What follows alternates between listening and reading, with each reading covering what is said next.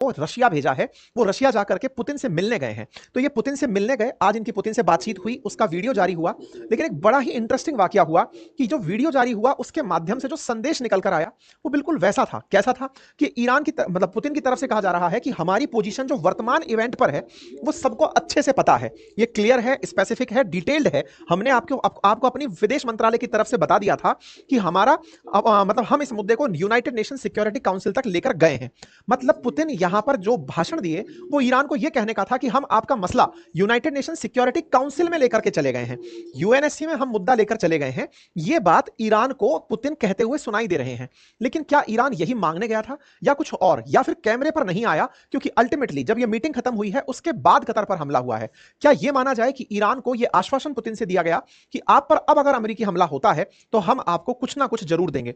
इस बीच में इजराइल का क्या स्टैंड रहा, क्योंकि यह तो सब अमेरिका का शुरू किया हुआ है, इजराइल के ऊपर हो रहे हमलों की जगह कतर में अमेरिकी बेस पर हमला हो गया है। इन सब के बारे में केवल यही कहा जा सकता है कि यह मानते ही हैं कि यह सब किया धरा इजराइल का है, लेकिन अमेरिका जबरदस्ती आ गया और इस जबरदस्ती में अब चूंकि वो आ गया है तो हमें उसको भी निशाना बनाना पड़ेगा। अब बड़ा सवाल है कि कतर को निशाना बनाया, ऐसे में अमेरिका के कुल कितने ठिकाने हैं दुनिया में? साहब कुल 750 बेसिस पर अमेरिका है अकॉर्डिंग टू 2022 में जो रिपोर्ट आई। दुनिया भर में अमेरिका के जो ठिकाने हैं वो लगभग 750 जगह पर हैं। और अगर बात मिडिल ईस्ट की जाए तो मिडिल ईस्ट के अंदर भी इनके लगभग 19 ठिकाने हैं।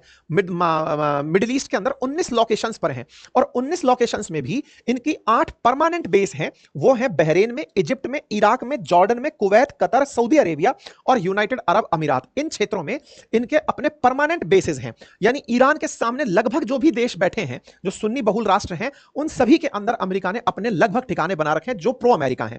एक समय था 1958 का, जब बैरूत क्राइसिस हुआ, तब इन्होंने पहली बार अपने सैनिक भेजे थे, लेकिन फिर यहां पर ठिकाना ही इन्होंने बना लिया। वर्ष 2025 के मध्य में लगभग मिडिल ईस्ट में ही अमेरिका के 40 से 50 हजार सैनिक एट ए टाइम प्रेजेंट रहते हैं।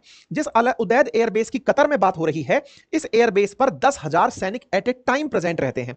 यह जगह इतनी फेमस है क्योंकि यहां पर यूएस का जो सेंट्रल कमांड है, दुनिया को पूरी अमेरिका ने पूरी दुनिया को अपने कमांड में बांटा हुआ है। इनमें से जो सबसे सेंसिटिव कमांड है that is US cent command, CENTCOM जिसे कहते हैं, इसका एक तरह से समझिए हेडक्वार्टर अमेरिका ने कतर के इस अल उदैद एयरपोर्ट पर बनाया हुआ है। इस अल उदैद में लगभग 100 से ज्यादा एयरक्राफ्ट एनी टाइम प्रेजेंट रहते हैं। बड़ी संख्या में ड्रोन यहां पर रहते हैं। मिडिल ईस्ट में इनका सबसे बड़ा एयरबेस है। 1996 में यह स्थित बनाया गया था। लगभग